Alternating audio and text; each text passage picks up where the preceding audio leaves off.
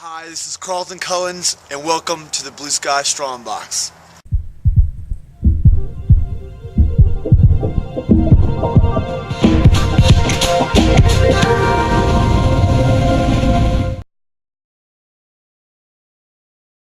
Hey, this is Carlton Cullins, personal trainer and nutrition specialist here in Austin, Texas. I am also the owner of the Blue Sky Strongbox, and today I've got a few things of advice on my mind and things that have helped me in the past, and I think they might be able to help you too. So here we go. First and foremost, if I have not stressed this enough in the past, I want to make sure to do this first point today.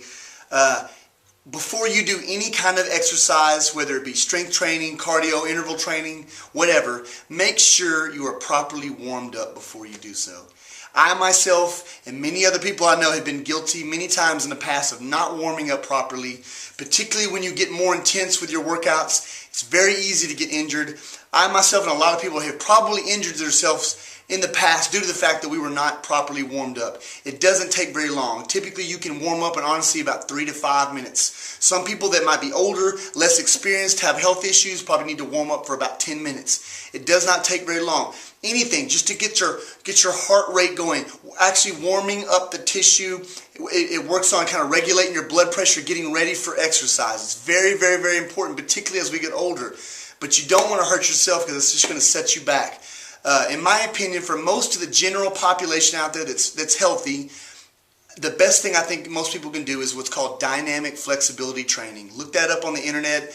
Dynamic stretching, or also sometimes they call them mobility circuits, mobility training. They're just exercises or stretches that involve some moving, where you're moving and trying to increase flexibility, range of motion, and mobility within each of the major joints of the body. It doesn't take very long.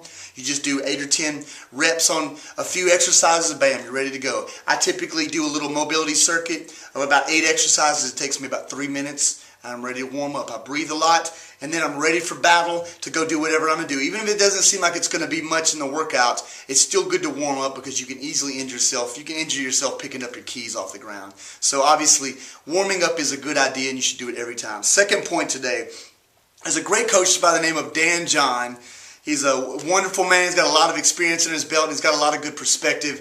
He states, and I agree with him, that if something's good for you, you should probably do it every day.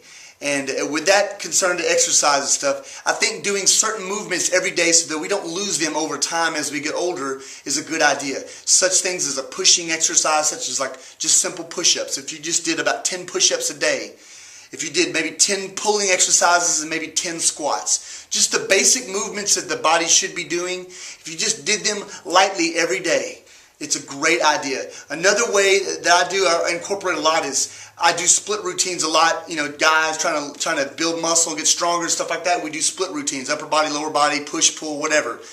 But whatever I did on my last workout, when I come to the workout, say I'm going to work out today, I'm going to warm up and kind of stretch out the muscles that I worked out on the previous split before. So that's a great way to kind of incorporate. If I did upper body yesterday and today I'm going to do lower body, today I'm going to stretch my upper body a lot while I'm doing my lower body workout. That way I'm kind of, every day I'm doing these good movement patterns that we need to be doing. I'm incorporating those into my workout, into my programs every day. On the days that I don't work out, I'm still going to do a little bit of something. It takes 5 or 10 minutes. It doesn't take that much time, but it's a little bit more advanced advice, but that's good advice, and some of y'all should try that. Third thing, something that's really, really important, and something we all do every day, is we bend down to pick stuff up. So say I'm going down here and I'm going to pick something up. You know, we go way down, our knees go way forward. It's going to happen. But what happens is a lot of people come up and they push on their knees and they come up on their toes like that. And it puts a lot of pressure on the knees, particularly if you're really heavy and overweight. So to overcome that, when you're down in this position, you're finish doing whatever you're going to do, and you're going to sit back up, fall back on your heels and push up. And you're going to save a lot of strain on your knees, and that's very important for the long run. So start doing that today. Fourth thing, you know, I tend to lift some pretty heavy weights at my house, and I typically work out by myself. It's potentially very dangerous.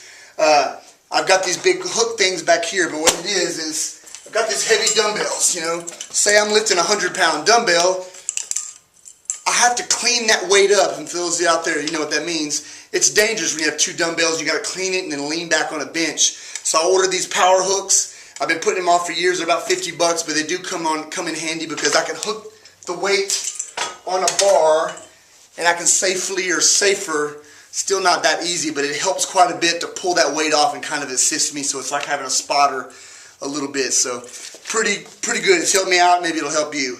One thing I'd like to add to that that's really important, for those of you like me who work out alone, sometimes you don't know if your form is correct. You know, you don't have anybody there to tell you. You're not really going to know. Now, this is taking the fact that hopefully you know what the correct form on exercises that you're doing is. But say you do, a good way to check it is just to videotape yourself. Use your phone, a camera, something. Videotape yourself doing an exercise so that you can watch your form and critique it. And that's a great way to help you keep safe and keep making progress. On a side note real quick, just in case you don't know, high fructose corn syrup is bad for you. Try not to consume any more of it than you absolutely have to. I'd rather not anybody consume it, but it's a lot of things in the American diet, and that's a lot of reason why our country is having as much problem with weight control and disease and all that kind of stuff. It's so bad that the industry knows it's bad, and they're actually trying to change the name of it to corn sugar. And actually, I think they've already changed the name of high fructose corn syrup to corn sugar. So now, if you see corn sugar on the back of your label, that is nothing more than high fructose corn syrup. You know, I saw a commercial today that tried to tell me, like I'm an idiot, that the body utilizes it and it's just as fine for the body as cane sugar or anything else. So eat and drink as much as corn syrup as you want to, because you're going to be fine. And that's a lie. It's misleading, and don't listen to them. If it wasn't such a big deal, it wasn't a problem, it wasn't bad for you, they probably wouldn't have to change the name now, would they? So don't let them get you. Stay away from that stuff. It's bad for you.